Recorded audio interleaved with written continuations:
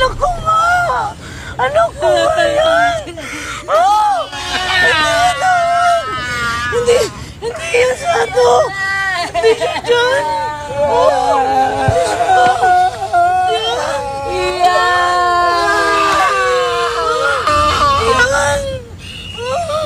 Hindi yan Santo! Hindi siya dyan! Matapos ang halos 34 na oras, lumutang sa Tolyahan River ang bangkay ng isang batang lalaki. Pasado 2:00 na madaling araw.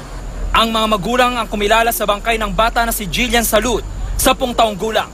Ang ama ni Jillian, napahawak na lang sa kamay ng kanyang anak.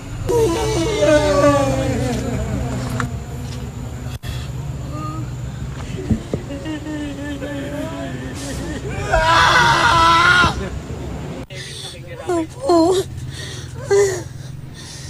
Masakit. Siguro ganito na lang. Tanggap na lang po. Tanggapin. Kasi ganyan siya nga eh.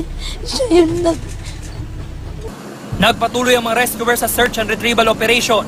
Matapos ang 1 oras at kalahati, lumutang din malapit sa Tolyahan Bridge ang bangkay ni Kirby Tejadilla, 10 taong gulang din. Mga magulang din niya ang kumilala sa bata. Inanod ang 2 bata kasama si Reina Tejadilla habang naglalaro sa tabing ilog pasado 4:00 ng hapon ng linggo. James Agustin, GMA News.